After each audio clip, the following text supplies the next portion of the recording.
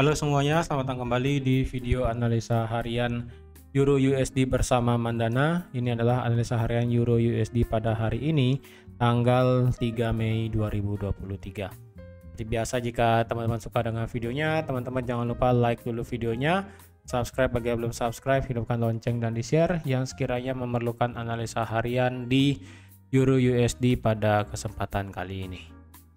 Jadi seperti biasa, sebelum saya mulai disclaimer dulu yang ada di sini. Jadi semua hal yang saya sampaikan di sini itu bersifat edukasi. Jadi tidak ada unsur paksaan untuk teman-teman ikut ke dalam video analisanya, karena setiap orang mempunyai hak dan pendapatnya masing-masing dalam hal menganalisa market, dan tentunya segala open posisi trading itu menjadi tanggung jawab teman-teman pribadi, karena itu merupakan akun trading teman-teman juga. Intinya pada video ini itu kita sama-sama belajar, sama-sama bagaimana menganalisa Euro USD pada kesempatan kali ini, supaya pada video kali ini kita bisa menghasilkan profit nantinya. Oke, langsung aja kita lihat analisa kita kemarin, yang dimana jika teman-teman lihat ya, kemarin itu trendline kita sudah di break ya, trendline kita sudah di break ya kan, trendline di break. Ketika trendline di break, kita mengharapkan harga itu turun menjemput support yang ada di 9150 baru kemudian naik ya. Ternyata apa yang terjadi, harga itu memang retest di angka 1.10.000 ya. 1.10.000 dia harga itu meretest, dan kemudian ternyata harga itu tidak langsung turun ke bawah ke 9150. Ternyata harga itu cukup turun sampai di 9426, dan kalau dilihat kemarin itu sudah turun sebanyak 55 pip. Jadi sebenarnya kemarin yang sempat ambil sell kecil itu sudah profit, dan yang masih hold sell saya rasa sih agak sebaiknya close posisi deh kayaknya. Ini kayak sepertinya akan masih bisa bergerak naik nih ya. Dan kalau kita lihat juga berarti area support ini sudah tidak berlaku ya kan. Dan kalau kita lihat sendiri, area-area yang seperti ini ya, ini merupakan area yang bisa saya katakan area yang nggak jelas. Kenapa? Ini sebesar ini ya, sebesar ini merupakan area yang nggak jelas. Kenapa saya bisa katakan area yang nggak jelas? Teman-teman bisa lihat bahwa di sini ya, ini masih mending ya, ketika harga yang di tanggal ya, yang ini candle yang ini ya, yang rejection panjang, ini masuk akal karena harga masuk kemudian reject ke atas, masih mending. Tapi ketika harga berhenti di sini ya, dia benar-benar berhenti di sini, tidak ada apapun di sini, harga itu berhenti sama kayak kemarin ya kan. Harga itu berhenti di 9426 ya, padahal di kirinya itu nggak ada apa-apa. Ini merupakan area yang nggak jelas sebenarnya. Bahkan di daily pun teman-teman bisa lihat bahwa ini nggak ada area apapun sebenarnya ya.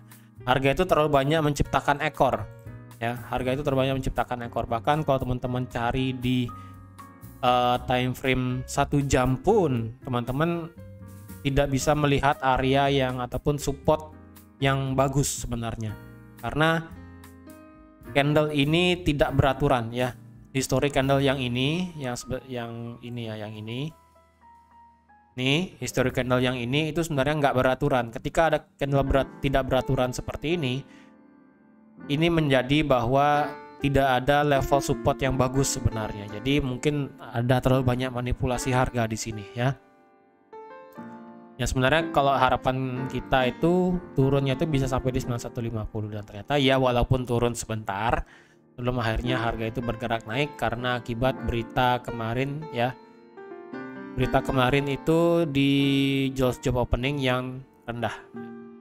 Dan ternyata untuk dari segi inflasi di euro itu ternyata sesuai dengan ekspektasi ya, ternyata tidak ada kejutan di market sama sekali ya. Inflasi di Eropa diperkirakan ini memang naik 6,9 ke 7% ya, naik cuma 0,1. Tapi dari segi core CPI-nya ataupun inflasi inti itu turun 0,1. Jadi tingkat inflasi naik 0,1, tingkat inflasi inti turun 0,1. Jadi ya itulah yang menyebabkan kita lihat Euro USD ketika di jam tersebut tidak begitu volatil pergerakannya ya, tidak begitu ada pergerakan market yang signifikan kemarin ya. Terus kalau dilihat pada hari ini, untuk hari ini kita ada berita di USD ya. Kalau dari euro sendiri kita Cuma ada satu sini untuk di euro ya, yaitu tingkat pengangguran, yaitu masih akan di sekitar 6,6% ya. Kecuali di sini tingkat penganggurannya ini naik ke 6,8 gitu misalnya, itu mungkin akan membawa sedikit dampak ke euro. Tapi karena ini merupakan euro USD, saya rasa untuk pada hari ini market akan lebih menunggu pergerakan USD-nya itu sendiri. Ya, yang dimana nanti malam ini kita ada ADP non-farm, lalu juga ada ISM Services PMI, lalu yang terakhir adalah nanti dini hari ada The Fed. Ya, seperti juga sudah saya katakan di analisa goldnya. Jadi lebih baik teman-teman yang ingin trade pada hari ini itu lebih baik tunggu FOMC deh ya. Rasanya sama seperti yang sudah saya sampaikan di analisa gold sebelumnya ya. Jadi lebih baik wait and see saat ini ya, dari market Asia, market London sampai market Amerika ya. Dari market Asia, market London, market New York, lebih baik teman-teman wait and see dulu ya. Jangan terburu-buru untuk ambil posisi, karena saya rasa jika teman-teman terburu-buru untuk saat ini open posisi, takutnya nanti pada saat FOMC market itu bisa tiba-tiba dengan hitungan menit, hitungan detik bisa berbalik arah dari yang sebelumnya ini sekarang kita lihat naik ya, dengan target ini sampai di 11.000 ya, 11.000 di sini target maksimal. Tiba-tiba pada saat FOMC membawa berita yang bagus untuk USD, harga bisa turun jauh sampai ke 9150. Turunnya bisa 100 pip lebih loh. Karena saya rasa nanti malam ini jika memang ada kejutan di FOMC, kejutan yang membawa USD itu menguat ya, bukan kejutan yang membawa USD-nya itu turun. Kalau membawa kejutan USD turun, saya rasa sih market sudah banyak berespektasi ya. Saat ini untuk masalah USD, market berespektasi bahwa FOMC saat ini akan melemahkan USD. Nah, karena kalau kita lihat data-data sebelumnya itu sudah melemahkan USD, jadi nanti malam FOMC-nya itu diperkirakan juga akan ikut melemahkan indeks dolar itu sendiri. Tetapi jika jika FOMC tidak sesuai dengan perkiraan market, yang dimana bisa membuat turun USD tapi malah bisa membuat terbang USD, maka pergerakan yang di luar ekspektasi market itu bisa sangat luar biasa kencang, sangat volatil luar biasa. Yang biasanya pergerakan euro USD itu 100 sampai 150 pip dalam satu hari misalnya. Ya misalnya kalau anggaplah ini ya, dari sini sampai sini 120 pip ya. 120 pip anggaplah berarti 100 sampai 150 pip maksimal ya kan.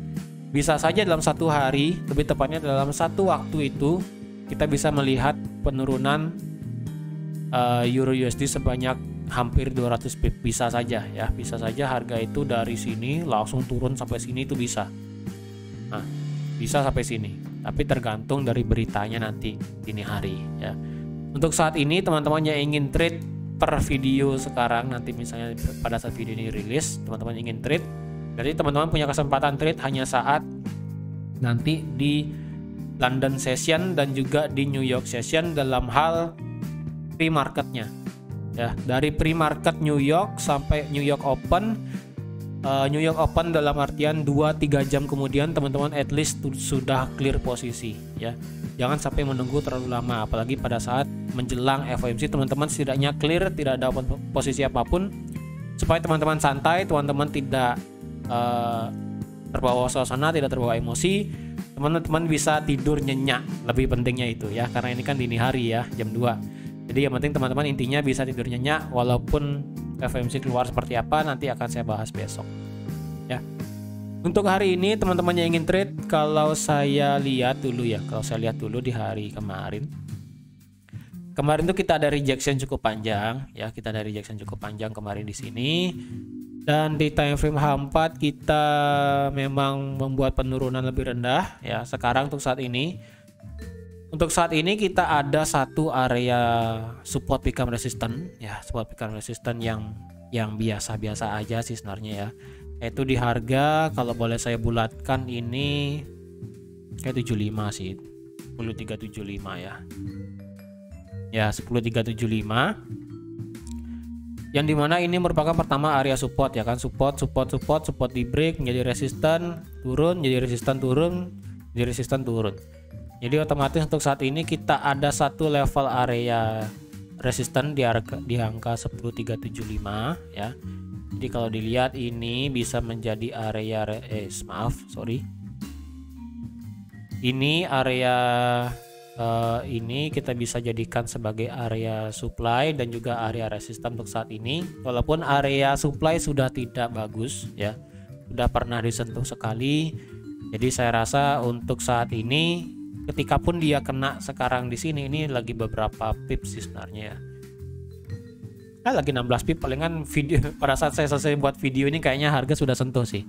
Jadi kalau teman-teman yang ingin trade, jika teman-teman nanti pada saat menonton video ini harga itu sudah melewati 10375, teman-teman kalau yang ingin ngebuy saya rasa agak riskan ya, karena ini merupakan area yang di tengah-tengah ya. Lebih baik teman-teman tunggu di area 1.10.000 lagi kayak di sini ya. Dan jika pun dia bisa bergerak turun. Jika teman-teman jika nanti pada saat video ini saya sudah selesai buat, kemudian pada saat publish video itu harga belum menyentuh area ini ya, belum menyentuh area 10375, teman-teman yang ingin consider ambil posisi sell di sini bisa, tapi dengan target maksimal sampai di 1.10.000 aja. Nggak usah terlalu jauh sampai sini, itu nggak usah ya. Jadi jika pun nanti dia bisa bergerak naik, ingat area 11.000 di sini itu merupakan area daily ya, area daily yang sangat kuat. Jadi otomatis kita akan bisa melihat penurunan lebih lanjut jika harga itu benar-benar akan tes lagi sekali area resisten ataupun supply daily ini. Karena bisa aja ya, ini hanya prediksi aja ya. Jika sampai nanti malam data-data USD itu jelek, berarti kan otomatis kita akan melihat kenaikan terus dari Euro USD. Ketika nanti pada saat FOMC membawa berita bagus untuk USD, yang dimana kebetulan juga harga itu berada di area resisten dan juga supply daily, maka kemungkinan harga bisa bergerak seperti ini. Nah, puncak yang ada di sini dan pas juga ada di jam FOMC-nya, ini bisa saja terjadi ya, ini bisa saja terjadi. Tapi sekali lagi faktor FOMC itu akan menjadi penentu ya, tapi tidak ada salahnya juga teman-teman yang ingin sell di area ini itu masih bisa ya, sell di area ini itu masih bisa. Yang penting kalau teman-teman ingin sell di area ini, teman-teman jangan sampai melihat ada FOMC di jam ini ya, di jam 2. Jika harga sudah sampai di 11.000 tapi sebelum jam 2 itu masih bisa. Tapi jika harga sudah sampai di angka 11.000 dan itu menjelang jam 2, misalnya jam 1, jam 12 itu misalnya, ya udah jangan dulu ya, sebaiknya jangan seperti itu. Oke. Jadi teman-teman harap hati-hati untuk di hari ini ya, terutama untuk di nanti dini hari, karena secara berita euro kita nggak ada dan kita akan benar-benar menunggu data berita USD. Jadi teman-teman harap sangat waspada untuk di euro USD pada kali ini. Oke. Jadi teman-teman sekian aja untuk analisa euro USD pada hari ini. Terima kasih sudah menonton video ini sampai habis. Terima kasih juga sudah like, share, dan subscribe seperti biasa. Dan sampai jumpa lagi di analisa harian Euro USD berikutnya. Bye-bye.